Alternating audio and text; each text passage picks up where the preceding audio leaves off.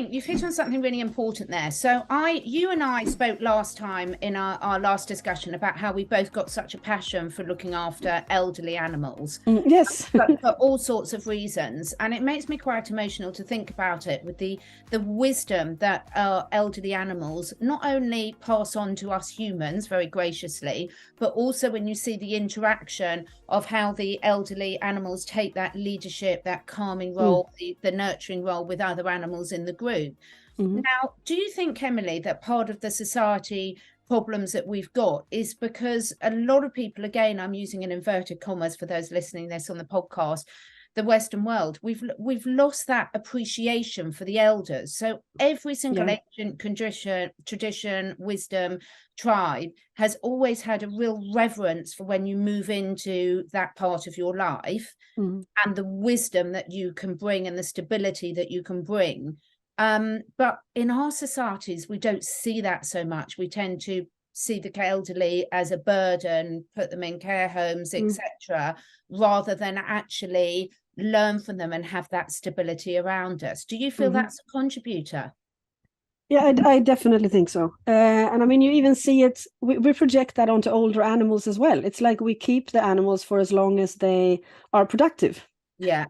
And productive could mean for as long as you can ride them or compete them, or for as long as you can do whatever activity that you sort of bought this animal to be able to do.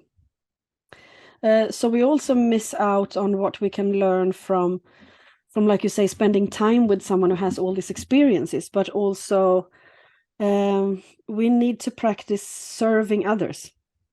In a way, I think we will not be, it's like you say, we are unhappy and we're discontent. And I think part of that discontentment is that we are probably in our deep nature meant to serve this life, to uphold the space of life, or the space where life can take place, but not to interfere with it so much. It's like I guess we misunderstood our role as sort of having dominion over this entire creation, as it's been sort of said to us in the Bible, and we practice that everything is here for us. Even to some extent in spiritual practices, it is pronounced like that. All these animals are here to serve us. It's like, but what if it actually is the other way around? Because when we do that, we feel a lot better. There is a sort of deeper contentment when we are able to help others. So I guess our role, not only do we miss out on learning from the older generations, so we have to make lots of mistakes, but also we miss the opportunity to actually serve them. Yeah.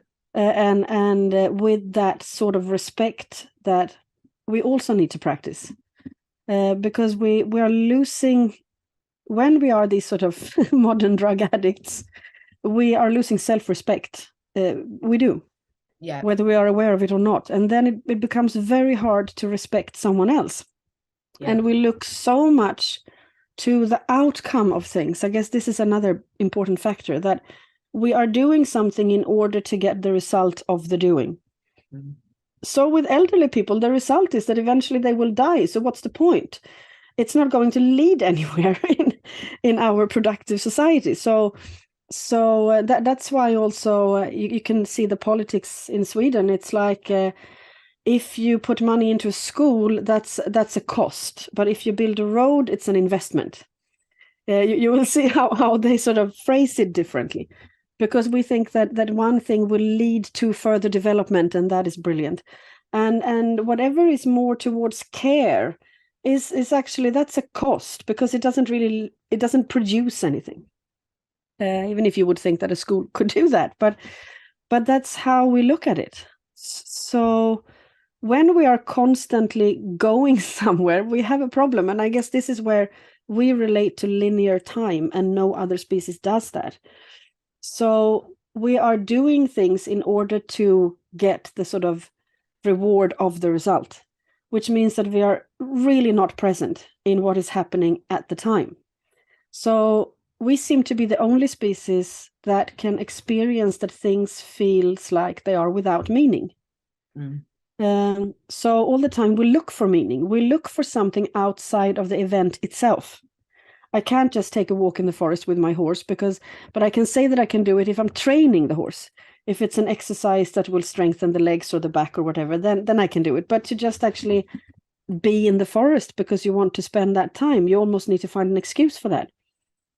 Yeah. So we are, and we then imply all these training methods on our animals where they do things in order to get a reward.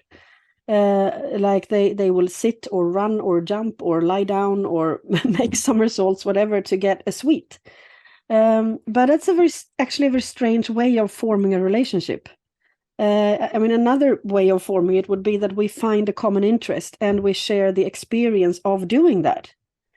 It's like I'm having this conversation with you because it gives me a sense of meaningfulness, because I get to challenge my thoughts, and it's a beautiful sharing. It's not because I know that I will have a cup of coffee afterwards. That would be completely different. So it's I think this sort of rat race scenario is also because our idea of that we are here on this planet living in order to do something, and to develop and to go from A to B, and then something must have changed.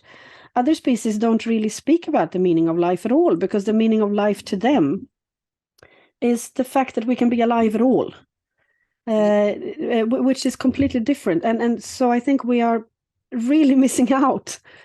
And it's a way, in a way, we do these practices and we call it mindfulness and things. But I think it's also, even mindfulness, we could say that we practice in order to feel more calm.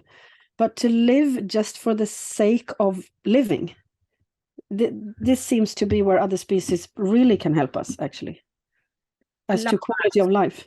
I love that so much. And I've been observing my animals so much recently. So again, I will put my hand up and sort of say, it used to really amaze me when people would sort of say, oh, I'm going for a rest in the day and I'm doing this. And then I thought, oh, just watching my animals. And the whole point is most animals in nature, a few exceptions, but let's take most of them, they can't store a whole larder full of food to last them through the winter.